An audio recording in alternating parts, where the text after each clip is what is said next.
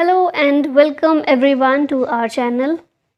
आज के इस वीडियो में हम इम्पॉर्टेंट आर्टिकल्स के बारे में देखने वाले हैं। पॉलिटी का टॉपिक है और पॉलिटी में जितने क्वेश्चन आते हैं एग्ज़ाम्स में सबसे ज़्यादा इसी टॉपिक से देखने को मिलते हैं और कंफर्म्ड देखने को मिलते ही हैं। तो आप अगर एग्ज़ाम दे रहे हैं अभी तो फाइनली इसको रिवाइज़ करके ज़रूर जाइएगा लास्ट टाइम पर, तो बहुत आपको हेल्प करने वाला है। चलिए शुरू करते हैं। सबसे पहले बिल्कुल शुरू से शुरू करते हैं। पार्ट 1 की बात करें संविधान में, पार्ट 1 में आर्टिकल 1 से लेकर 4 तक दिए गए हैं। इसमें बोला गया है संघ और उसके राज्य क्षेत्र के बारे में, यानी कि यूनियन एंड इट्स टेरिटरी। जो भारत हम जिसको बोलते हैं, जो भारत संघ है वो कहाँ तक होगा, उसका विस्तार कितना है, कितना क्षेत्रफल भारत का है, कौन से यूनियन टेरिटरीज़ मानी जाएंगी, कौन से स्टेट हैं, कितने स्टेट हैं, और अगर किसी नए स्टेट को एक्वायर करना है, किसी स्टेट को डिवाइड करना है, अगर किसी स्टेट का नाम चेंज करना है, तो ये सारी चीज़ें अनुच्छेद 1 से लेकर 4 तक इनमें मेंशन की गई हैं। और अगर हम इन आर्टिकल्स को भी डिकोड करें तो आर्टिकल 1 में क्या बोला गया है कि भारत मतलब इंडिया राज्यों का एक संघ होगा। ये चीज़ आपको याद रखनी है कि हमारे संविधान में भारत और इंडिया दोनों ही शब्दों का इस्तेमाल किया गया है। तो आर्टिकल 1 में बेसिकली बोला गया है कि किस पूरे क्षेत्र को मिलाकर भारत और या फिर इंडिया कहा जाएगा। ठीक है, फिर आर्टिकल 2 की हम बात करते हैं। तो ये संसद को ये शक्ति देता है कि कोई भी नए राज्य का गठन करना है, कोई नया राज्य भारत में शामिल करना है या फिर उसकी स्थापना करनी है, ये पावर किसके हाथ में है, तो हमारी पार्लियामेंट संसद उसको दी गई है आर्टिकल 2 के तहत। फिर अनुच्छेद 3 की अगर बात करें तो इसमें बोला गया है कि अगर कोई भी राज्य है जो अभी है, फ़िलहाल एग्जिस्टेंस में है, उसके क्षेत्र को, सीमाओं को चेंज करना है या फिर नाम में चेंज करना है, तो संसद के पास ये भी शक्ति है। संसद कानून बनाकर, विधि बनाकर ये शक्ति का इस्तेमाल कर सकती है। ठीक है, और ये जो चेंज है आर्टिकल 3 के तहत, ये चेंज संवैधानिक संशोधन नहीं है।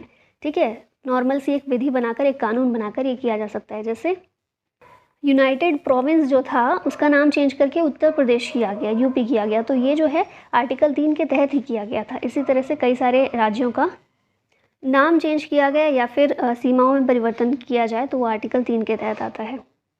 फिर नेक्स्ट आते हैं भाग 2 जो है, पार्ट 2। इसमें सिटीजनशिप यानी कि नागरिकता के बारे में बात की गई है और इसके लिए आर्टिकल्स हैं 5 से लेकर 11 तक।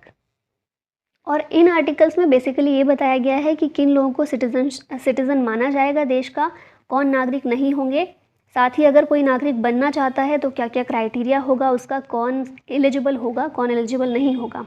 और फिर ये भी इसमें बताया गया है कि अगर किसी की नागरिकता ख़त्म करनी है, नागरिकता छीननी है, या फिर किसी को खुद किसी और देश की नागरिकता लेनी है, भारत की नागरिकता छोड़नी है, तो उसके लिए क्या प्रोविज़न है।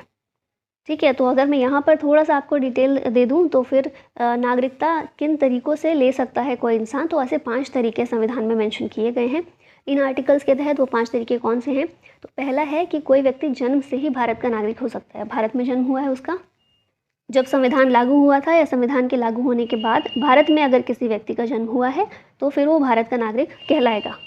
फिर उसके बाद दूसरा क्राइटेरिया ये है कि इसको बोला जाता है वंश परंपरा के द्वारा नागरिकता।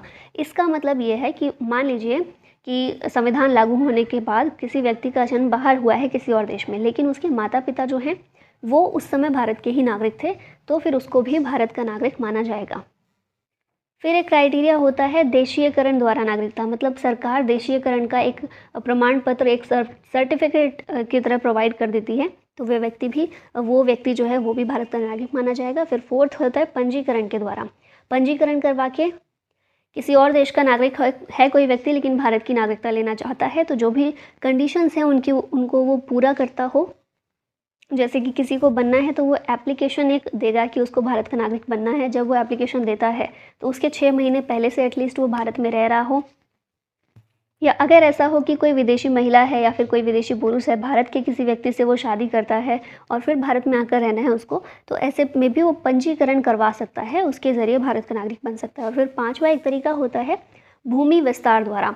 भूमि विस्तार मतलब ऐसा अगर इन फ्यूचर कभी हो कि हमारा जो भारत है, हमारी सरकार है, किसी और देश की कोई भूमि एक्वायर करती है, तो उस भूमि पर रहने वाले जो नागरिक होंगे वो भी भारत के नागरिक, उनको भी नागरिकता प्रदान की जाएगी। ऐसा सोच लीजिए कि पाकिस्तान पूरा भारत के अंदर आ गया है ना। जैसे टूटकर अलग हुआ था वैसे ही अब एक हो गया पूरा भारत पाकिस्तान। तो वैसे में पाकिस्तान के जितने भी नागरिक हैं वो पाकिस्तानी नहीं भारतीय कहलाएंगे। इसी तरह सोचने में तो कुछ भी सोच सकते हैं। सोच लीजिए चीन को अगर हम पूरा एक्वायर कर लेते हैं तो जितने चाइनीज़ हैं वो भारतीय बन जाएंगे। खैर ये तो है मजाक वाली बातें, पर आर्टिकल 5 से 11 इसमें सिटीजनशिप के बारे में प्रोविजंस किए गए हैं। फिर आते हैं मोस्ट इम्पॉर्टेंट थिंग, ये है मौलिक अधिकार फंडामेंटल राइट, भाग 3 और आर्टिकल जो है 12 से 35। ये बात करते हैं मौलिक अधिकारों के बारे में। कितने मौलिक अधिकार हैं हमारे पास? तो कुल 6 मौलिक अधिकार हैं। शुरुआत में 7 हुआ करते थे। संपत्ति का अधिकार, इसको हटा दिया गया मौलिक अधिकारों से। अब ये एक नॉर्मल वैधानिक या फिर कहें कानूनी अधिकार है, संवैधानिक अधिकार है, लेकिन मौलिक अधिकार नहीं है, फंडामेंटल राइट नहीं है। और 300 आर्टिकल 300A में इसको शामिल कर दिया गया है।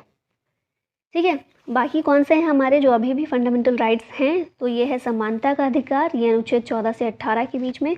फिर स्वतंत्रता का अधिकार 19 से 22 में दिए गए हैं। शोषण के विरुद्ध अधिकार 23 और 24 में है। धर्म की स्वतंत्रता का अधिकार ये 25 से 28 में। सांस्कृतिक और शैक्षिक अधिकार है 29 और 30 में। और संवैधानिक उपचार का अधिकार ये दिया गया है आर्टिकल 32 में।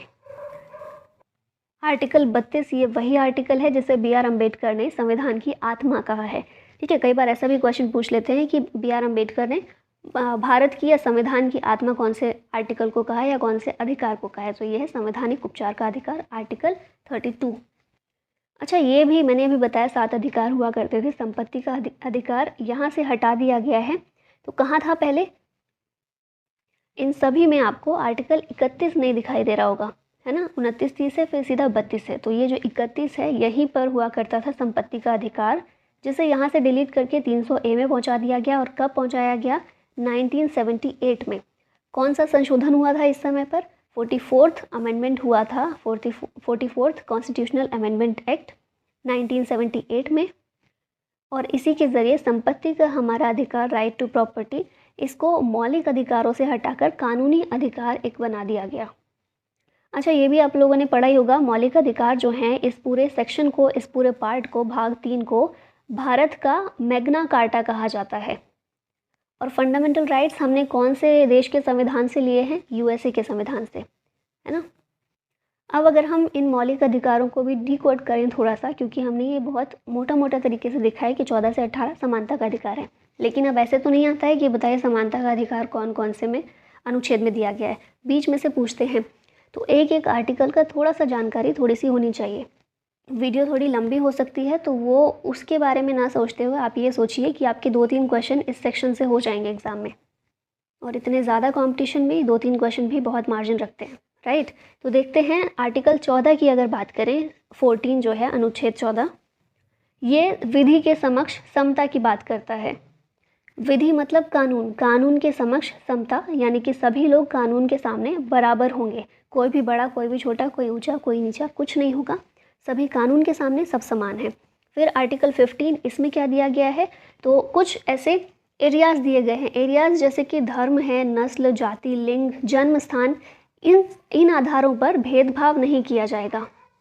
और भेदभाव कौन नहीं करेगा? तो राज्य। यहाँ पर ना राज्य की ड्यूटी है कि वो ये कुछ क्राइटेरिया हैं, 4-5 दिए गए हैं, धर्म, नस्ल, जाति, लिंग और जन्म स्थान, इन आधारों पर भेदभाव नहीं करेगा।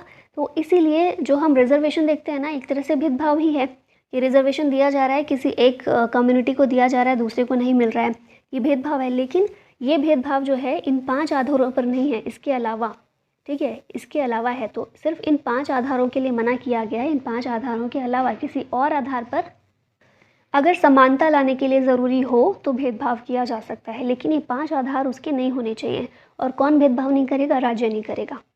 फिर उसके बाद हम देखते हैं आर्टिकल 16, ये किस बारे में है? तो आर्टिकल 16 कहता है कि गवर्नमेंट जो भी जॉब्स देती है ना, उनके मामले में अवसर की समानता होगी, सभी को समान अवसर दिए जाएंगे। और यहाँ पर हम देखते हैं जब जॉब्स में रिजर्वेशन देखते हैं, आर्टिकल 15 जो है ना, वो बेसिकली शैक्षिक मामलों में रिजर्वेशन देखने को मिलता है। और आर्टिकल 16 में हमको रिजर्वेशन जॉब्स में देखने को मिलता है। जॉब्स में इसीलिए है क्योंकि इसमें गवर्नमेंट जॉब्स की ही बात हो रही है। आप अगर इसको थोड़ा वो संविधान वाली लैंग्वेज में देखेंगे तो लिखा हुआ है लोक नियोजन के विषय में अवसर की समानता। तो इसका सिंपल सा मतलब है गवर्नमेंट जॉब्स जो भी देती है गवर्नमेंट या पब्लिक सर्विसेज जो भी हैं, उनसे रिलेटेड सभी लोगों को समान अवसर दिए जाएंगे, सभी पार्टिसिपेट करेंगे समान रूप से। और यहाँ पर SC ST OBC ये हमें एग्जेम्पशन देखने को मिलते हैं, ये हमें एक्सेप्शंस देखने को मिलते हैं। फिर आर्टिकल 17 देखें तो ये भी समानता के अधिकार में ही आता है और ये अस्पृश्यता यानी छुआछूत का अंत करता है। ठीक है, ये आर्टिकल बोलता है कि छुआछूत जो है वो गैर कानूनी है और अगर ऐसा होता है तो वो दंडनीय अपराध होगा। फिर लास्ट में है आर्टिकल 18 समानता का अधिकार का, तो इसमें उपाधियों का अंत किया गया है। उपाधि यानी कि पहले होता था ना, राय बहादुर की उपाधि ले ली किसी ने, या फिर ऐसी कोई उपाधि जो विशेषाधिकार दिखाती है या सभी लोगों से अलग पहचान दिखाती है, बड़ा दिखाती है किसी व्यक्ति को, ऐसी कोई भी उपाधि कोई नहीं लेगा। और राष्ट्रपति की परमिशन लेनी होगी अगर किसी को उपाधि कोई मिल रही है किसी दूसरे देश से। जैसे हम स्वतंत्रता संग्राम के टाइम पर पढ़ते हैं तो नाइटहुड की उपाधि दी जाती थी ब्रिटेन की तरफ से। तो इस तरह की अगर उपाधियां हैं, कोई दूसरी कंट्री ऑफर कर रही है किसी व्यक्ति को, तो राष्ट्रपति से परमिशन लेनी होगी। और उसके अलावा सेनाओं में जो उपाधियां होती हैं ना, या एजुकेशन की फील्ड में कोई सम्मान है, उसके अलावा कोई भी उपाधि कोई नहीं धारण करेगा। तो ये बोला गया 18 में। फिर अब बात करते हैं दूसरा अधिकार स्वतंत्रता का, 19 से 22 इनमें मेंशन किया गया है। तो आर्टिकल 19 जो है ये 6 तरह के अधिकार अपने में लिए हुए हैं और इनको हम 19A, 19B, 19C, आप राइटिंग पर मत जाइएगा, बस समझिए। इस तरह से 6 हम देखते हैं, ABCDE और G। ठीक है, ये 6 अधिकार हैं। अभी 6 कौन से हैं तो बस सुन लीजिए। बोलने की आज़ादी है हमारे पास, शांतिपूर्ण बिना हथियारों के एक जगह पर जमा होना और सभा करना, फिर संघ बनाना, देश के किसी भी भाग में आने जाने की स्वतंत्रता, देश के किसी भी क्षेत्र में रहने या फिर बसने की, और लास्टली कोई भी व्यापार और जीविका चलाने की स्वतंत्रता। ये 6 तरह की आज़ादी हमें दी गई है आर्टिकल 19 के तहत। अच्छा, अभी आपके मन में आया होगा, मैंने अगर आपने ध्यान से सुना है तो, इन केस नहीं सुना तो फिर नहीं आएगा। मैंने बोला ABCDE और G, ये 6 अधिकार है 19 में। तो ये क्वेश्चन आया यहाँ पर कहाँ गया, F भी तो आता है E के बाद। तो ये F जो है ना, F में क्या दिया हुआ था, संपत्ति का अधिकार दिया हुआ था। तो संपत्ति का अधिकार पहले 2 जगह था, आर्टिकल 31 में तो था ही, 19F में भी था, और इन दोनों को ही ख़त्म कर दिया गया 44वें संशोधन के ज़रिए 1978 में। तो स्टार्टिंग में न सिर्फ हमारे ये फंडामेंटल राइट के नंबर 7 थे, बल्कि 19 आर्टिकल 19 में जो अधिकार दिए गए हैं स्वतंत्रता के अधिकार, वो भी 7 थे। ठीक है, तो ये दोनों ही 6 अभी हमें देखने को मिलते हैं।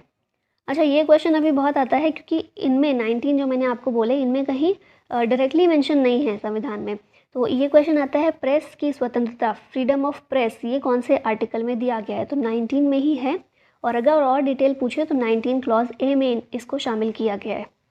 ये तो हो गया आर्टिकल 19 के बारे में। अब ये 19 से 22 है आज़ादी के, तो 20 को देख लेते हैं। 20 में क्या दिया गया है, तो अपराधों के लिए दोष सिद्धि के संबंध में संरक्षण। मतलब मान लीजिए अपराध किया है या फिर अपराध नहीं किया है, गैर न्यायिक तरीके से सज़ा नहीं मिल सकती। जैसे पहले ऐसा होता था ना, आपने देखा होगा, मूवीज़ में देखा होगा, पढ़ा होगा ऐसा, कि छोटी सी गलती होने पर बहुत बड़ी सज़ा मिल जाती थी।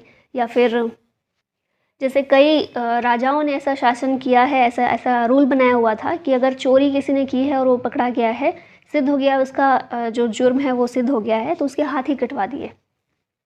किसी ने राजा के खिलाफ कुछ बोला है या फिर कुछ ऐसा राजद्रोह, कुछ बोलकर राजद्रोह करने की कोशिश की है, तो उसकी जीभ कटवा दी। कुछ ऐसे बहुत ब्रूटल सज़ाएं पहले हुआ करती थी।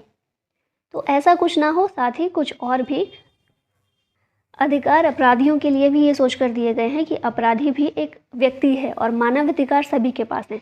तो उस मानवाधिकार को देखते हुए इसमें कुछ राइट्स दिए गए हैं अपराधियों के लिए। वो कौन से राइट्स हैं, जैसे कि ये है कि कोई भी व्यक्ति उसने अपराध किया है तो उसे अपराध के लिए एक ही बार सज़ा मिलेगी। ऐसा नहीं होगा कि उसे एक अपराध के लिए 2-2 बार सज़ा मिले। जैसे एक बहुत ही फेमस इसके लिए एग्जाम्पल दिया जाता है कि मान लीजिए किसी ने कोई अपराध किया है, वो सिद्ध हो गया है, सज़ा उसको मिली है कि छत से उसको फेंक दिया जाए।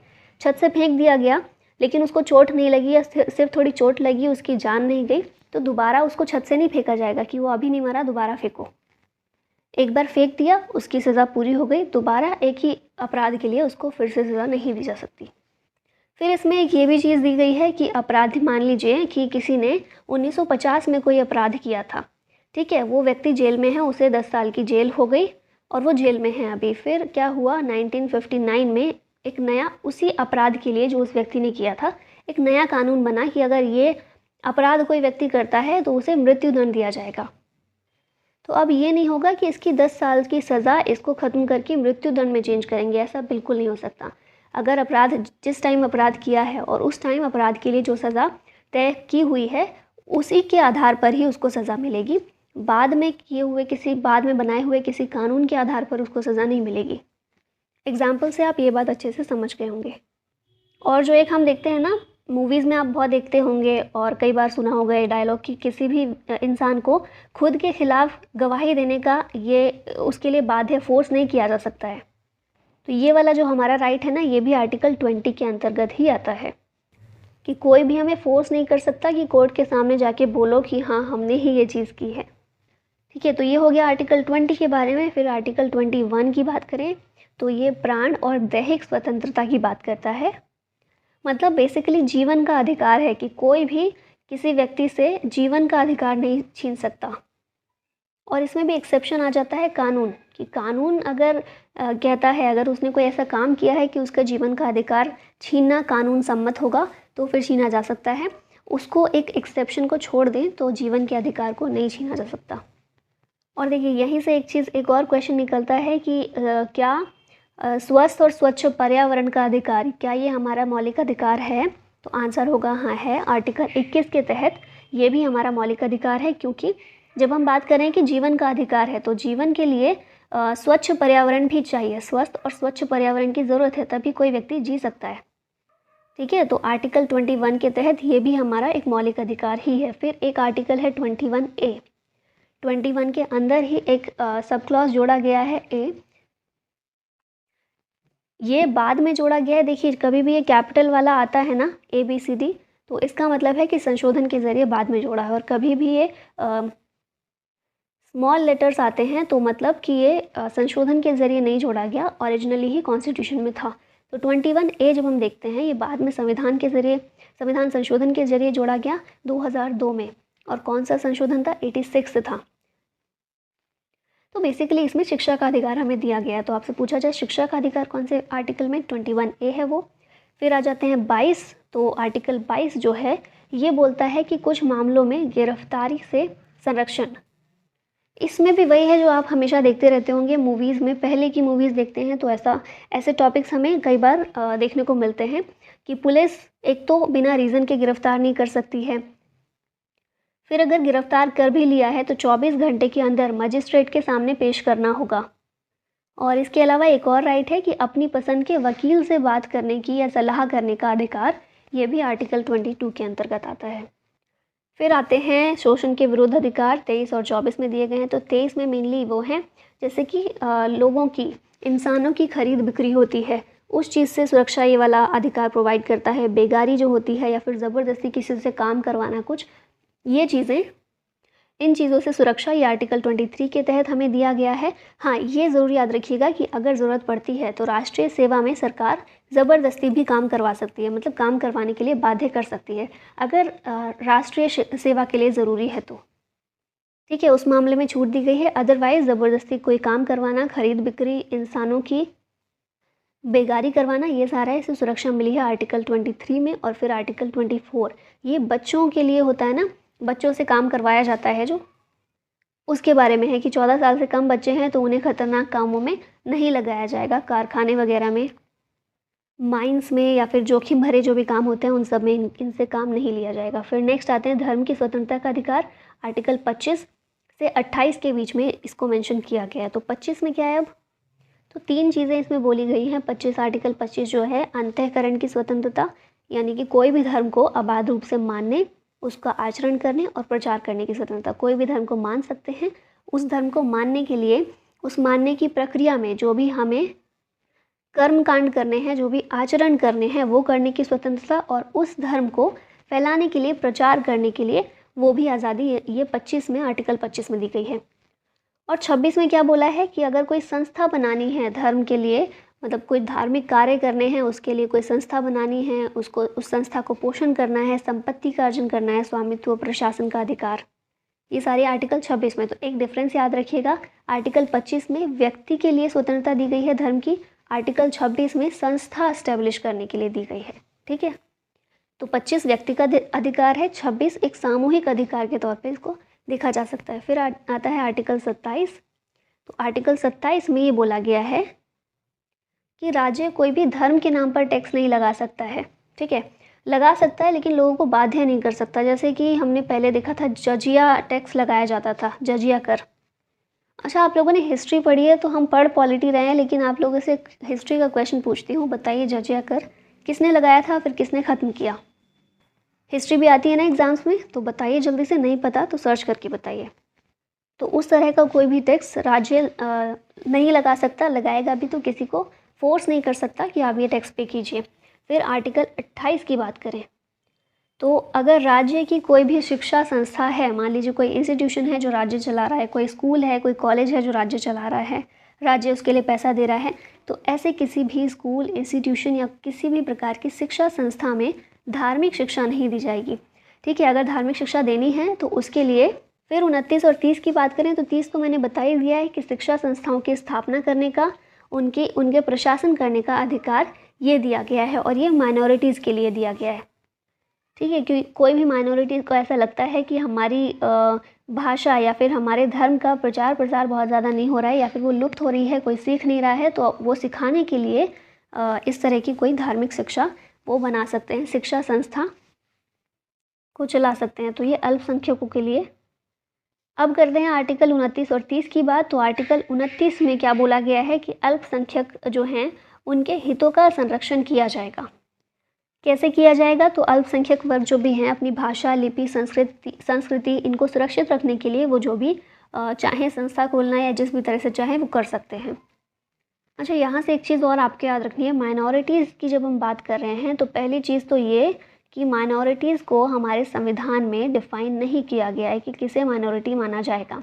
और दूसरी बात ये कि दो तरह की माइनॉरिटीज़ की बात संविधान में सिर्फ की गई है, ये हैं धार्मिक और भाषाई अल्पसंख्यक। आर्थिक, जातीय या फिर कोई अन्य आधार पर माइनॉरिटीज़ को डिफ़ाइन नहीं, पहली बार डिफ़ाइन ही नहीं किया गया इस शब्द को, लेकिन सिर्फ ये दो तरह की माइनॉरिटीज़ की बात की गई है, धार्मिक और भाषाई। ठीक है, फिर हम 30 की बात करें, आर्टिकल 30, इसमें बोला है कि शिक्षा संस्थाओं की स्थापना और प्रशासन करने का अधिकार अल्पसंख्यक वर्गों को दिया जाएगा। और कोई भी ऐसी अल्पसंख्यक वर्गों की कोई शिक्षा संस्था चल रही है तो सरकार उनको जो अनुदान देती है ना, एड देती है, वो देने में भेदभाव नहीं करेगी कि एक शिक्षा संस्था को दिया है बहुत ज़्यादा, दूसरे पे बिल्कुल ध्यान नहीं दिया, वो इसमें भेदभाव नहीं करेगी। तो ये हो गया आर्टिकल 29-30। अब लास्ट बचा है आर्टिकल 32। इसके बारे में बात करें तो ये संवैधानिक उपचार का अधिकार है, जिसे संविधान की आत्मा BR अम्बेडकर के द्वारा कहा गया है। ये अधिकार बेसिकली ये है कि हमारे ये जो ऊपर के ये 5 फंडामेंटल राइट हैं, इनका अगर हनन होता है तो हम इनको सुरक्षित करने के लिए, इनको वापस लागू करवाने के लिए सुप्रीम कोर्ट या हाई कोर्ट के पास जा सकते हैं। तो सुप्रीम कोर्ट और हाई कोर्ट के पास जाना अपने मौलिक अधिकारों को लागू करवाने के लिए, उनके हनन को रोकने के लिए, ये अपने आप में ही एक फंडामेंटल राइट है। इसका मतलब ये हुआ कि हम कोई भी इस तरह की शिकायत लेके जाते हैं सुप्रीम कोर्ट और हाई कोर्ट के पास, तो हमारी जो शिकायत होगी, हमारी अपील होगी, उसको मना नहीं किया जाएगा। और सुप्रीम कोर्ट की जो रिट पावर है वो यही है, 5 तरह की रिट पावर संविधान में आर्टिकल 32 में सुप्रीम कोर्ट को दी गई हैं। इसमें यही बोला गया है कि मौलिक अधिकारों को लागू करने के लिए किस किस तरह की रिट सुप्रीम कोर्ट जारी कर सकता है। और इसी तरह से हाई कोर्ट के पास भी रिट पावर्स हैं आर्टिकल 226 में, और हाई कोर्ट के पास भी हम मौलिक अधिकारों को लागू करवाने के लिए जा सकते हैं अपनी अपील लेकर। फिर ये तो हमने देख ही लिया था, 6 स्वतंत्रता संबंधित अधिकार हैं, पहले 7 हुआ करते थे लेकिन एक को हटा दिया, F जो है 19F उसको हटा दिया है। यहाँ पर वही चीज़ें इंग्लिश में मेंशन की गई हैं तो आप देख सकते हैं। फिर यहाँ पर अब आते हैं नेक्स्ट, तो आर्टिकल 35 तक हो गया था, 36 से 51 यहाँ पर DPSP के बारे में, राज्य के नीति निर्देशक तत्व, directive principles of state policy, भाग 4 में पार्ट 4 में ये दिए गए हैं। अब ये क्या है? तो देखिए, जो हमारे फंडामेंटल राइट हैं वो लोगों को दिए गए हैं ना, व्यक्तियों के लिए, नागरिकों के लिए हैं, तो ये हमें दिए गए, हमारे लिए एक शक्ति है। और ये राज्य को अगर आप ध्यान से पढ़ेंगे तो राज्य के लिए उसमें बहुत सारी नेगेटिव चीज़ें दी गई हैं कि राज्य ये नहीं करेगा, राज्य वो नहीं करेगा, राज्य ऐसे करेगा, ऐसे नहीं करेगा। तो मतलब जो राज्य है उसकी पावर को कम किया गया है, नागरिकों को बहुत सारी पावर दी गई है। अब थोड़ा तो बैलेंस करना पड़ेगा क्योंकि राज्य जो है वो शासन करने के लिए आया हुआ है, और शासन करने के लिए शासन किस लिए करेगा, ताकि हमारे लिए ही करेगा ना। तो थोड़ी पावर्स या थोड़े डायरेक्शंस की ज़रूरत तो राज्यों को भी है। इसी के लिए डीपीएसपी को मेंशन किया गया है, ताकि नागरिकों को ये बहुत ज़्यादा पावर दी गई है, ये बैलेंस हो सके। तो डीपीएसपी में ऐसे कुछ सिद्धांत हैं जिनको इमीडिएट इफेक्ट के साथ लागू नहीं किया जा सकता था, क्योंकि हमारे पास रिसोर्सेज इतने ज़्यादा नहीं थे। लेकिन इनको मेंशन कर दिया गया कि अब राज्य धीरे धीरे कोशिश करेंगे कि इनमें जो भी चीज़ें मेंशन हैं उनको एक राइट की तरह प्रोवाइड करें, उनको लोगों को प्रोवाइड करने की पूरी कोशिश करें। और इसी का एक प्रयास ये है कि हमने जो शिक्षा का अधिकार देखा था, जो बाद में मेंशन किया गया है, बाद में ऐड किया गया है 21A, ये पहले डीपीएसपी का ही पार्ट था। और अभी हमारे पास इतने संसाधन हो गए हैं कि हम फ्री एजुकेशन प्रोवाइड कर पाएँ एटलीस्ट 6 से 14 साल के बच्चों तक, 6 से 14 साल तक के बच्चों को। इसीलिए इसको अब फंडामेंटल राइट बना दिया गया। तो इसी तरह से ये प्रक्रिया चलती रहेगी। जो भी चीज़ें हैं, जैसे सरकार यूसीसी यूनिफॉर्म सिविल कोड इसको लाने की कोशिश कर रही है, हालांकि कुछ स्टेट्स हैं जो नहीं चाहते ये लागू हो, कुछ स्टेट्स चाहते हैं, पर ये भी डीपीएसपी का पार्ट है। उस टाइम ऐसा माहौल या ऐसे रिसोर्सेज नहीं थे हमारे पास कि हम यूसीसी लागू करें, लेकिन इसको डीपीएसपी में डाला गया कि आगे आप जो भी कानून बनाएं, जैसे भी काम करें, कोशिश करें कि इसी आधार पर हो। ठीक है, तो इसीलिए ये चीज़ें हैं यहाँ पर। फिर एक और इम्पॉर्टेंट चीज़ याद रख सकते हैं, डीपीएसपी कहाँ से लिया है हमने, तो आयरलैंड के संविधान से डीपीएसपी हमने लिया है। फंडामेंटल राइट से इस तरह से थोड़े से अलग हैं ये कि फंडामेंटल राइट अगर हनन होता है उनका, तो हम कोर्ट के पास जा सकते हैं कि देखिए हनन हुआ है, वापस लागू करवाइए इसको। लेकिन डीपीएसपी के लिए कोई इस तरह का बाध्यता नहीं है, हम न्यायालय के पास नहीं जा सकते। जैसे आप देख रहे होंगे ना, 39A है समान न्याय और निःशुल्क कानूनी सहायता। तो अगर हमें निःशुल्क कानूनी सहायता नहीं मिल रही है तो हम इसके लिए कोर्ट के पास नहीं जा सकते कि देखिए हमें फ्री में कानूनी सहायता नहीं प्रोवाइड की जा रही है, तो इसको कीजिए, तो वो नहीं करेंगे। ठीक है, तो यहाँ पे कुछ इंपॉर्टेंट मेंशन किए गए हैं, तो ये देख लेते हैं। 39A हमने देख ही लिया, समान न्याय और निःशुल्क कानूनी सहायता।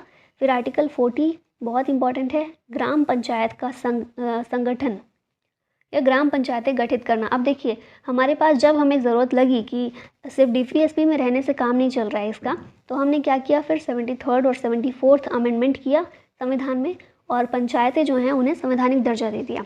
शुरू में नहीं था संवैधानिक दर्जा पंचायतों के पास, ये आर्टिकल 40 में मेंशन किया गया था डीपीएसपी में।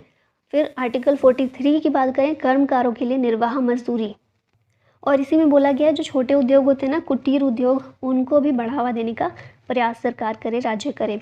फिर आर्टिकल 44 ये यूसीसी के बारे में इसमें बोला गया है। 45 में बच्चों के लिए निःशुल्क और अनिवार्य शिक्षा का प्रावधान। फिर अनुच्छेद 46 जो है SC ST और OBC के शैक्षिक और आर्थिक हित को बढ़ावा देने का के लिए डायरेक्ट करता है राज्यों को। फिर 48A पर्यावरण के बारे में बात करता है। 50 जो है न्यायपालिका को कार्यपालिका से अलग करने के बारे में बात करता है। 51 में अंतर्राष्ट्रीय शांति और सुरक्षा को बढ़ावा देना, ये चीज़ के बारे में बोला गया है। फिर उसके बाद है 51A। अब 51A है, मैंने बताया था कभी भी कैपिटल आ जाए मतलब संविधान संशोधन के ज़रिए ऐड हुआ है, तो इसको भी संविधान संशोधन के ज़रिए शामिल किया गया है। कौन सा संविधान संशोधन था? 42nd constitutional amendment act. कब ये हुआ था? 1976 में ये एक्ट लाया गया था, लागू किया गया था, जिसके तहत 10 मौलिक कर्तव्य हमारे संविधान में शामिल किए गए थे। और ये जो मौलिक कर्तव्य हैं, पहली चीज़ तो ये कि कौन से देश के संविधान से प्रेरित हैं, तो आपको याद रखना है जो रूस है, रशिया है, इसके संविधान से ही प्रेरित हैं। और दूसरी चीज़ आपको ये याद रखनी है कि एक समिति थी, सरदार स्वर्ण सिंह समिति। इस कमेटी की सिफारिश पर ही ये भाग 4A और 51A इसको शामिल किया गया और फंडामेंटल ड्यूटीज़ हमें प्रोवाइड की गई। हालांकि ये ड्यूटीज़ जो हैं, ये ऐसा नहीं है कि अगर हम इन ड्यूटीज़ को पूरी नहीं करते हैं तो हमें सज़ा मिलेगी, लेकिन बस मेंशन की गई हैं। और हाँ, ये भी आपको याद रखना है, 10 शुरुआत में दी गई थी, फिर बाद में एक और जोड़ी गई, तो फिलहाल हमारे पास 11 ड्यूटीज़ शामिल हैं।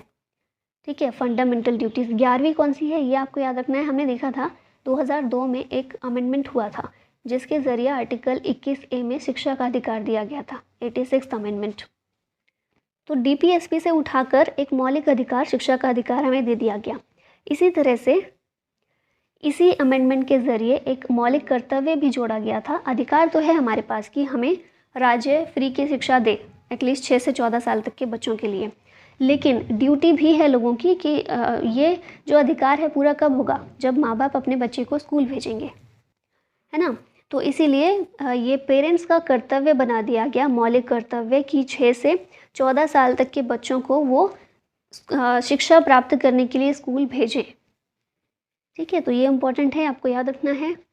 एक चीज़ और यहाँ पर आप याद रख सकते हैं, सरदार स्वर्ण सिंह समिति जो बनी थी उसने 10 रिकमेंडेशन दी थी कि 10 तरह के मौलिक कर्तव्य हमें शामिल करने हैं। इनमें से सिर्फ 8 ही अपनाए गए थे और 2 सरकार ने अपनी तरफ से कर्तव्य ऐड किए, तो 10 कर्तव्य इस तरह से जोड़े गए थे। लेकिन ये जो रिकमेंडेशन आई थी इसके सिर्फ 8 अपनाए गए थे। तो 2 कौन से ऐसे मौलिक कर्तव्य इसने रिकमेंड किए थे जो छोड़ दिए गए? तो पहला तो ये था कि जो टैक्स दिया जाता है ना, हम लोग टैक्स भरते हैं, उसको एक फंडामेंटल ड्यूटी बनाया जाए कि टैक्स पे करना सभी नागरिकों का एक मौलिक कर्तव्य होगा। तो इसको एक छोड़ दिया गया था, शामिल नहीं किया गया है। और दूसरा ये था कि अगर कोई मौलिक कर्तव्य निभाने से चूक जाता है तो संसद को ऐसी शक्ति हो कि उसके लिए वो सज़ा भी दे सकें, जो भी डिसाइड करें थोड़ी बहुत, उसके लिए सज़ा का भी कुछ प्रावधान हो। तो इन दोनों को कैंसिल कर दिया गया। 8 ही अपनाए गए थे इस कमेटी की रिकमेंडेशन के, और 2 और जोड़कर 10 शुरू में रखे गए, बाद में 11 हैं। तो अभी हमारे पास कुल 11 हमारे फंडामेंटल ड्यूटीज़ हैं। और सैडली हमें फंडामेंटल राइट्स अपने बहुत अच्छे से याद होते हैं, फंडामेंटल ड्यूटीज़ किसी को भी याद नहीं होती हैं, क्योंकि ये इन्फोर्सिएबल नहीं है। अगर इन्फोर्सिएबल होती तो सब अच्छे से रट के इसको हमेशा फॉलो करते।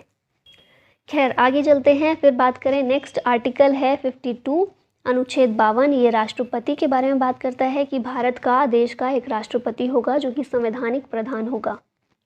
फिर 53 में राष्ट्रपति की कार्यपालिका शक्तियाँ दी गई हैं।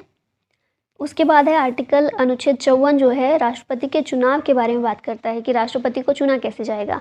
तो देखिए, राष्ट्रपति जो चुना जाता है एक इलेक्टोरल कॉलेज के ज़रिए, या फिर हिंदी में इसे निर्वाचक मंडल बोलते हैं, निर्वाचक मंडल के ज़रिए राष्ट्रपति का निर्वाचन होता है। और इस इलेक्टोरल कॉलेज में कौन कौन शामिल होता है? तो राज्यसभा, लोकसभा, जो स्टेट लेजिस्लेटिव असेंबलीज़ हैं, और साथ में 2 यूटीज़ हैं हमारी, कौन कौन सी हैं? दिल्ली और पुडुचेरी। इन दोनों के इलेक्टेड मेंबर्स, या हिंदी में बोलें तो निर्वाचित सदस्य जो हैं, ये मिलकर चुनते हैं राष्ट्रपति को। इनमें से किसी के भी जो मनोनीत सदस्य हैं वो चुनाव में हिस्सा नहीं लेते हैं, ये आपको अच्छे से याद रखना है। फिर नेक्स्ट देखें, अनुच्छेद 58 जो है योग्यता की बात करता है कि कौन व्यक्ति राष्ट्रपति बनने की योग्य है। और फिर लास्ट में आर्टिकल 61, अनुच्छेद 61 जो है ये राष्ट्रपति के महाभियोग के बारे में है, इम्पीचमेंट प्रोसेस ऑफ प्रेसिडेंट, ये दिया गया है। इम्पीचमेंट प्रोसेस राष्ट्रपति को हटाने की प्रक्रिया है। ठीक है, फिर नेक्स्ट आते हैं, ये वही चीज़ें इंग्लिश में मेंशन की गई हैं, आप पढ़ सकते हैं इसको। फिर आते हैं राष्ट्रपति की, तो ये सारी चीज़ें हमने देख ली। एक और यहाँ पर देख लीजिए, 123 जो है आर्टिकल 1 to 3, ये अध्यादेश, राष्ट्रपति की अध्यादेश की शक्ति के बारे में बात करते हैं। अब अध्यादेश क्या है? इंग्लिश में से ऑर्डिनेंस कहा जाता है। तो ऑर्डिनेंस पावर बेसिकली वो पावर है जब संसद नहीं है, संसद का सदन नहीं चल रहा है, संसद का कोई भी सदन है उसकी बैठकें नहीं चल रही हैं। तो ऐसे में क्या होगा कि कोई इमरजेंसी आ जाती है जिस पर कानून बनाना ज़रूरी है। तो अब कानून कौन बनाए? क्योंकि संसद ही कानून बनाती है, बैठकें होती हैं, बातचीत करते हैं सभी सांसद मिलकर, और फिर कोई कानून बनता है। लेकिन अब अगर कोई इमरजेंसी आ गई तो क्या होगा? तो राष्ट्रपति के पास उस इमरजेंसी के टाइम पर ये पावर है कि वो एक ऑर्डिनेंस इशू कर दे। उस ऑर्डिनेंस की पावर वही सेम होगी जो संसद के बनाए हुए कानून की होती है।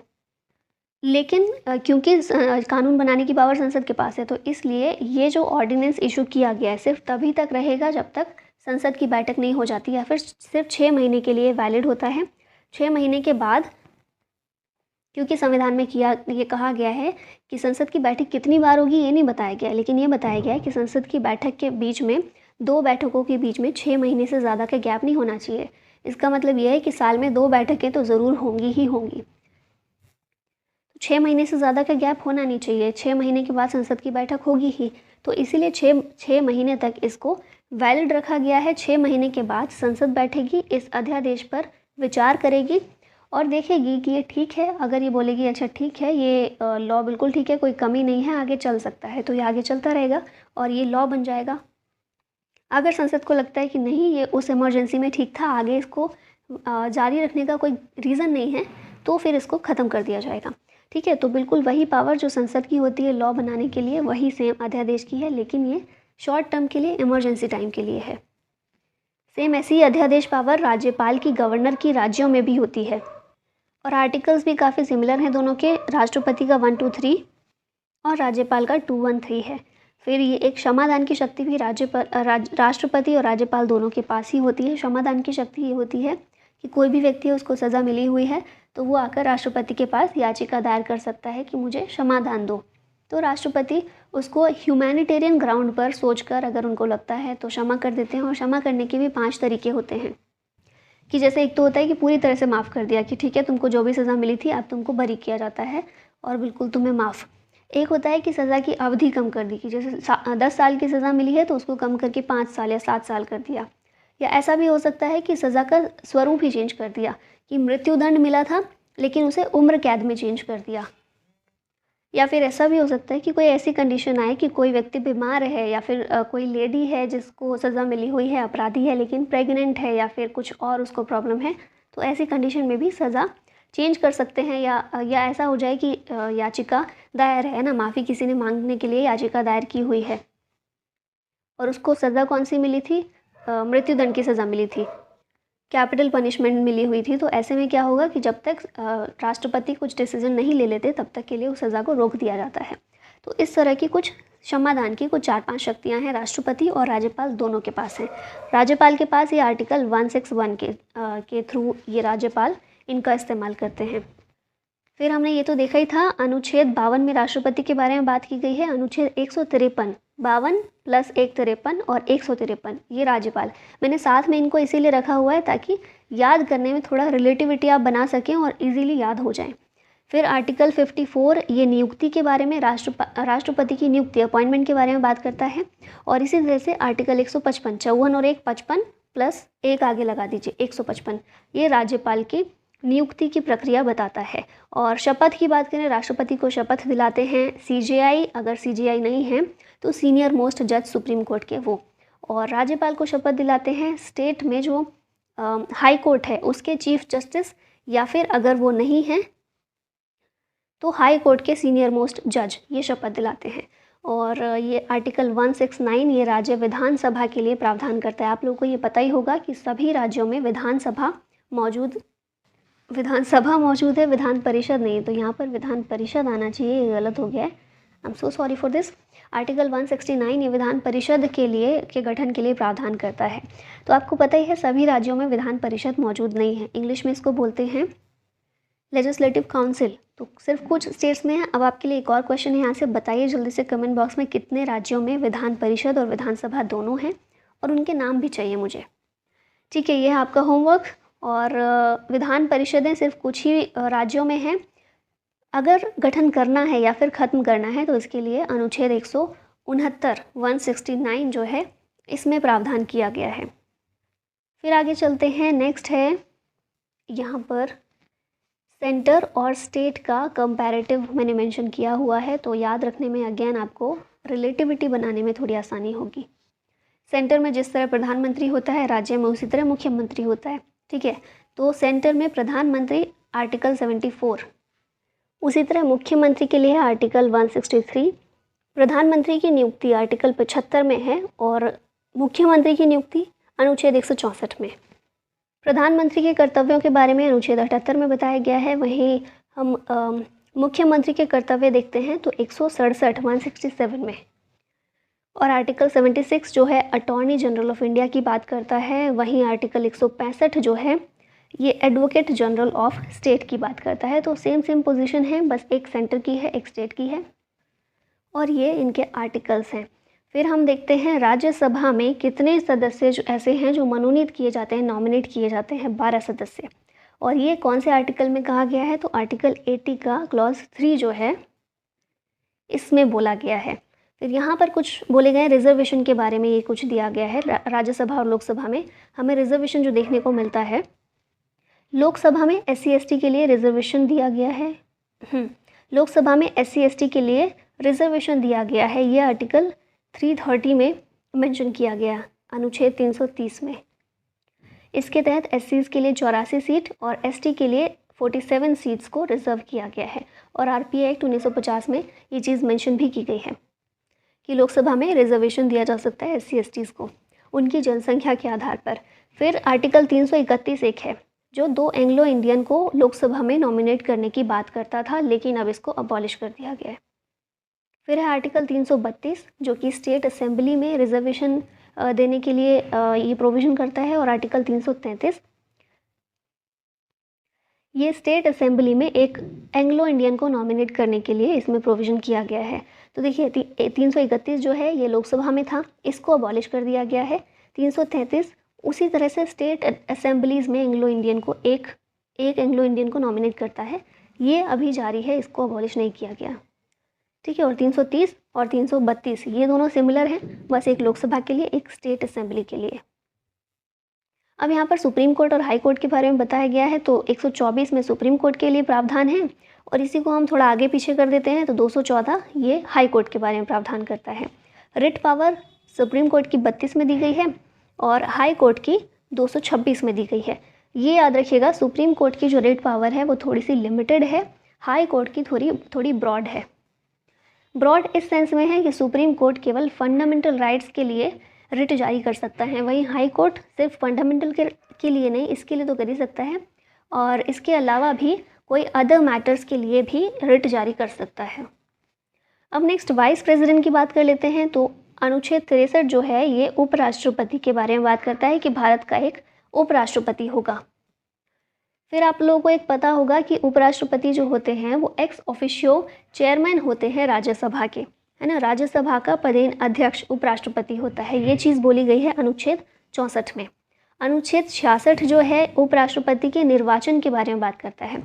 अब देखिए मैंने आपको बताया था कि राष्ट्रपति का निर्वाचन जो होता है एक इलेक्टोरल कॉलेज करता है, उसी तरह से उपराष्ट्रपति का निर्वाचन भी एक इलेक्टोरल कॉलेज करता है। पर दोनों में फ़र्क कितना है राष्ट्रपति का याद कीजिए, Lok Sabha, Rajya Sabha, state legislative assembly और 2 यूटीज़ जो हमारी हैं उसके इन सभी के जो इलेक्टेड मेंबर्स हैं वो चुनते हैं राष्ट्रपति को। नॉमिनेटेड मेंबर्स इसमें पार्टिसिपेट नहीं करते। ये राष्ट्रपति के इलेक्शन की बात हो गई। लेकिन जब उपराष्ट्रपति का इलेक्शन होता है तो इसमें लोकसभा और राज्यसभा इन दोनों के इलेक्टेड और नॉमिनेटेड दोनों मेंबर्स पार्टिसिपेट करते हैं। इसमें स्टेट लेजिस्लेटिव असेंबली और यूटीज़ की जो असेंबलीज़ हैं ये दोनों पार्टिसिपेट नहीं करती। तो ये चीज़ें आपको क्लैरिटी होनी चाहिए। फिर ओथ एंड अफर्मेशन की बात करें उपराष्ट्रपति की तो 69 में ये बोला गया है। फिर आर्टिकल 70 जो है ये बताता है कि अगर राष्ट्रपति अपने पद पर नहीं है, किसी भी रीज़न से बीमार हैं वो या फिर छुट्टी पर गए हैं या फिर कोई और रीज़न है, उनकी मृत्यु हो गई है, उस समय पर जो उपराष्ट्रपति हैं वो राष्ट्रपति के पद पर काम करेंगे, राष्ट्रपति की भूमिका निभाएंगे। अब ये कुछ इंपॉर्टेंट है जो एग्ज़ाम में बीच बीच में से पूछे जाते हैं। जैसे आर्टिकल 108 जॉइंट सिटिंग की बात करता है, संयुक्त बैठक की। अनुच्छेद 110 धन विधेयक को डिफाइन करता है कि एक मनी बिल क्या होगा और इसका प्रोविज़न क्या होगा इसको पास करने के लिए, कानून बनाने के लिए। फिर है अनुच्छेद 112 ये एनुअल फाइनेंशियल स्टेटमेंट जिसे हम बजट कहते हैं आम भाषा में, इसके बारे में बोला गया है संविधान में। आर्टिकल 148 जो है ये कैग का प्रावधान करता है, controller and auditor general of India या फिर भारत का नियंत्रक महालेखा परीक्षक। अनुच्छेद 262 जो है ये अंतर्राज्यीय नदी जल विवाद के निपटारे के लिए, रिवर डिस्प्यूट सुलझाने के लिए ये एक ट्रिब्यूनल बनाने के लिए प्रावधान करता है। फिर 263 जो है 263 ये अंतर्राज्यीय परिषद इंटर स्टेट काउंसिल के बारे में प्रावधान करता है। आर्टिकल 280 वित्त आयोग या फिर फाइनेंस कमीशन के लिए प्रावधान करता है। फिर 324 जो है आपको अच्छे से याद होगा, निर्वाचन आयोग या इलेक्शन कमीशन के बारे में बात करता है, भाग 15 में इसको मेंशन किया गया है। और अभी रिसेंटली करंट अफेयर में आपने पढ़ा ही होगा कि सुप्रीम कोर्ट का वर्डिक्ट आया है निर्वाचन आयोग के जो मेंबर्स होते हैं, इलेक्शन कमिश्नर्स होते हैं, उनको निर्वाचित करने के लिए सुप्रीम कोर्ट ने वर्डिक्ट दिया है, एक फैसला दिया है। और उसमें सुप्रीम कोर्ट ने ये कहा है कि देखिए पहली चीज़ तो कितने मेंबर्स होते हैं, 3 मेंबर्स होते हैं इलेक्शन कमीशन में। इनमें से एक चीफ इलेक्शन कमिश्नर होते हैं और बाकी 2 इलेक्शन कमिश्नर्स होते हैं। अब देखिए तीनों की शक्तियाँ बिल्कुल बराबर हैं, ऐसा कुछ नहीं है कि चीफ है तो ये ज़्यादा बड़े होंगे या इनके फैसले ज़्यादा यही लेते होंगे या इन्हीं की चलती होगी, ऐसा कुछ नहीं है। दोनों की शक्तियाँ बिल्कुल बराबर हैं। शुरुआत में सिर्फ एक ही चीफ इलेक्शन कमिश्नर हुआ करता था। 1989 के बाद ये शक्ल थोड़ी बदली और फिर 2 और इलेक्शन कमिश्नर्स आए। शुरुआत में जब 3 बने थे तो ऐसा ही था कि जो चीफ थे उनके पास ज़्यादा पावर्स थी, बाकी 2 इनके सबॉर्डिनेट हुआ करते थे। लेकिन फिर ये चेंज हुई चीज़ें और ये कहा गया कि तीनों एकदम बराबर हैं, तीनों की शक्तियाँ बिल्कुल बराबर हैं। अब जब इनके निर्वाचन की बात आती है, इनके चुनने की बात आती है, तो अभी तक ये होता था कि सरकार जो है या फिर मंत्रिमंडल जो है नाम डिसाइड करते थे 3 और प्रेसिडेंट को दे देते थे और फिर प्रेसिडेंट उन 3 लोगों को ही इलेक्शन कमिश्नर्स के तौर पर अपॉइंट कर देते थे। लेकिन सुप्रीम कोर्ट ने ये कहा कि ये जो चीज़ें हैं ना, ये पारदर्शिता नहीं है, इसमें निष्पक्षता नहीं देखने को मिलती है, क्योंकि सरकार कर रही है तो सरकार किसी ऐसे इंसान को भी कर सकती है जो सरकार को फ़ायदा पहुंचाए। इसीलिए सुप्रीम कोर्ट ने कहा कि अब ये बदलो, बहुत हो गया, अपॉइंटमेंट अब ठीक तरीके से करो, बिल्कुल स्वतंत्रता होनी चाहिए इस पोस्ट पर, क्योंकि ये बहुत ज़रूरी है। ठीक है, तो क्या कहा सुप्रीम कोर्ट ने कि 3 मेंबर्स की एक कमेटी होगी। उस कमेटी में 3 मेंबर्स कौन होंगे? एक तो होंगे पीएम, दूसरा होगा लीडर ऑफ अपोजिशन और तीसरे होंगे CJI, chief justice of India.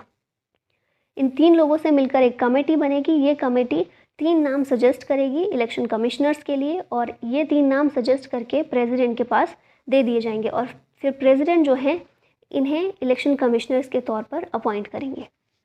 तो ये तो बात हो गई, हमने स्टैटिक और करंट दोनों चीज़ें यहाँ पर कर ली कवर। फिर इलेक्शन कमीशन ऑफ इंडिया 324 में है। फिर हम देखते हैं कि जो 73rd और 74th अमेंडमेंट हुआ, जिसके ज़रिए पंचायत और नगर पालिका इनको संवैधानिक दर्जा दिया गया, संविधान में मेंशन किया गया आर्टिकल 243 के तहत। उसी टाइम पर स्टेट इलेक्शन कमीशन का भी प्रावधान किया गया, ये भी बनाया गया आर्टिकल 243 के तहत। अच्छा, इस चीज़ से बिल्कुल भी कंफ्यूज नहीं होना है कि राज्य चुनाव आयोग है मतलब राज्य की जो विधानसभा है, विधान परिषद है, उनके चुनाव कंडक्ट करवाता है, बिल्कुल भी नहीं।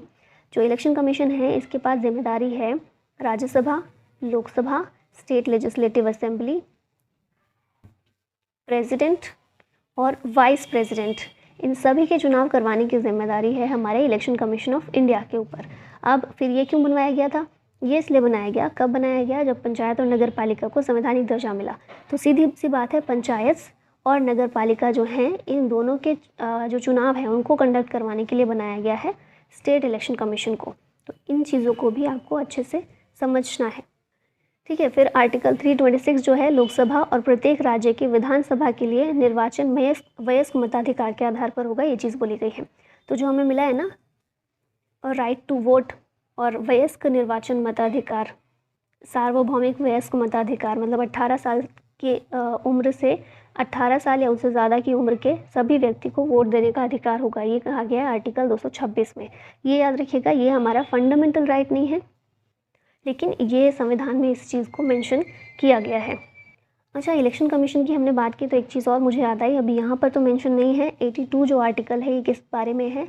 तो डिलिमिटेशन कमीशन या फिर परिसीमन आयोग, जो सीट्स है ना लोकसभा और राज्य के निर्वाचन क्षेत्रों का सीट्स का एलोकेशन करना, डायरेक्टली 82 में ये नहीं कहा गया है। ये बोला है कि एक अधिकारी होगा जो इस तरह से करेगा, सीट्स को एलोकेट करेगा, लेकिन इनडायरेक्टली हम 82 से ही प्राप्त करते हैं डिलिमिटेशन कमीशन को। ठीक है, अब यहाँ पर कुछ इंपॉर्टेंट आर्टिकल्स हैं जो कि इमरजेंसी से, आपातकाल से रिलेटेड है। तो सबसे पहले आर्टिकल 352, ये नेशनल इमरजेंसी की बात करता है। अब नेशनल इमरजेंसी जो है ना 3 आधारों पर लगाई जा सकती है, या तो युद्ध की स्थिति हो, या फिर बाह्य आक्रमण, या फिर सशस्त्र विद्रोह। ये शब्द जो है ना सशस्त्र विद्रोह, ये पहले नहीं था। इस शब्द को 44वां संविधान संशोधन जो हुआ उसके ज़रिए इस शब्द को मेंशन किया गया था। ठीक है, फिर आते हैं आर्टिकल 356 और 365, इन दोनों को प्रेसिडेंट्स रूल के नाम से जानते हैं। तो इसमें क्या है, आर्टिकल 356 जो है ये बताता है कि कभी भी ऐसा हो कि किसी स्टेट में कॉन्स्टिट्यूशनल फेलियर देखा जाए तो आर्टिकल 356 का इस्तेमाल करके प्रेसिडेंट रूल लग सकता है। अगर ऐसा हो कि यूनियन ने कोई डायरेक्शन दिया है और उस डायरेक्शन को स्टेट ने फॉलो नहीं किया है तो उस टाइम पर भी 365 का इस्तेमाल करके प्रेसिडेंट रूल लगाया जा सकता है। फिर लास्टली आता है आर्टिकल 360। ये फाइनेंशियल इमरजेंसी की बात करता है जो कि अभी तक हमारे देश में एक भी बार नहीं लगी है। यहाँ पर 2 आर्टिकल्स हैं 358 और 359। ये दोनों, ये जब आपातकाल लागू हो रहा है, इमरजेंसी लागू हो रही है, उस टाइम पर फंडामेंटल राइट्स की हालत क्या होगी उसके बारे में बात करते हैं। तो आर्टिकल 358 जो है ये आर्टिकल 19 के अबॉलिशन की बात करता है कि आर्टिकल 19 जो है ना अपने आप ख़त्म हो जाएगा।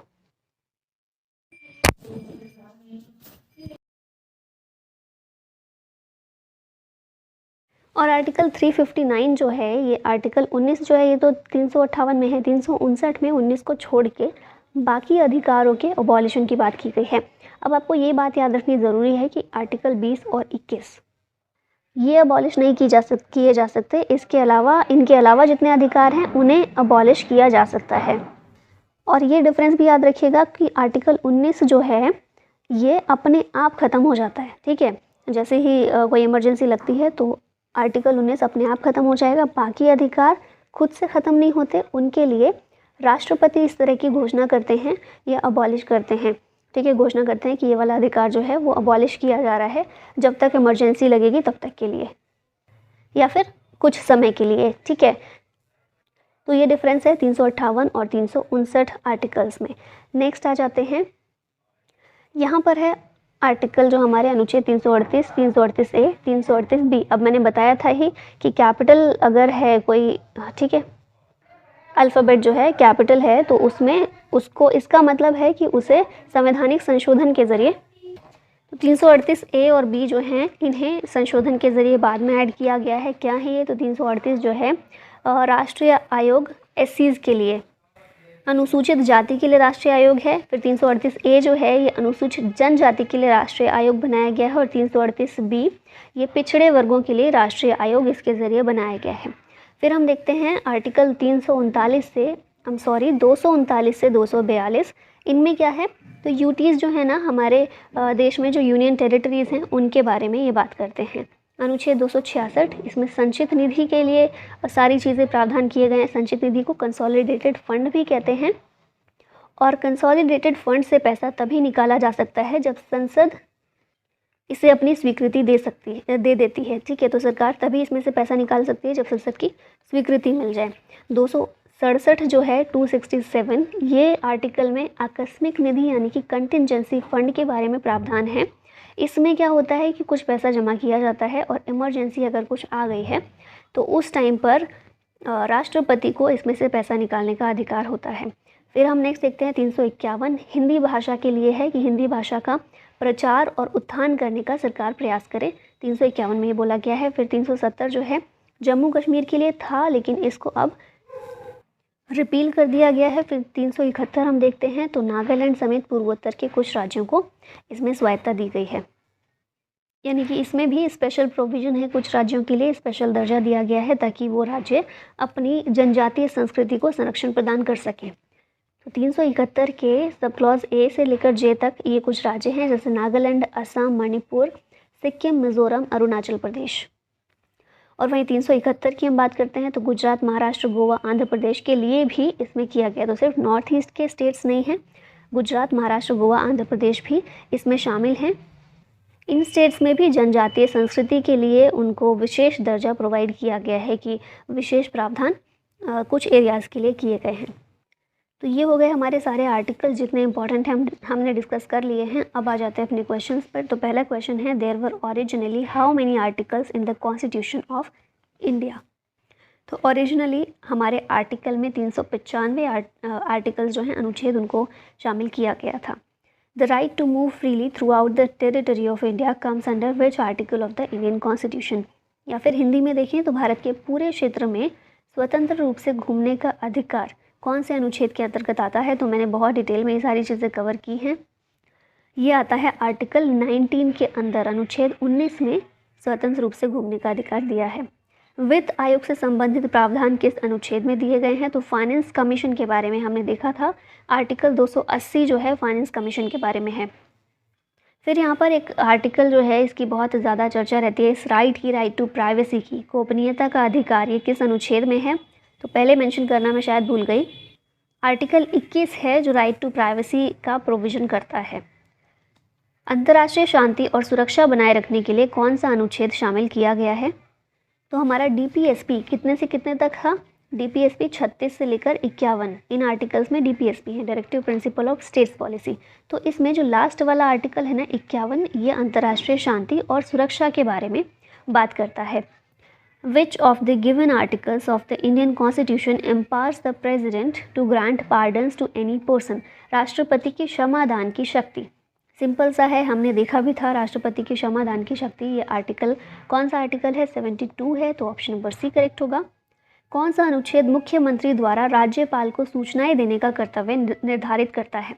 तो हमने देखा था ना, प्रधानमंत्री का कर्तव्य और मुख्यमंत्री का कर्तव्य दोनों संविधान में मेंशन किए गए हैं। कर्तव्य क्या है इन दोनों के ही, कि जो प्रधानमंत्री हैं वो राष्ट्रपति को सूचनाएं प्रोवाइड करेंगे, जो भी वो फैसले ले रहे हैं, जो भी कानून बना रहे हैं उसके बारे में, और मुख्यमंत्री राज्यपाल को सूचनाएं प्रदान करें। ये दोनों के कर्तव्य होते हैं।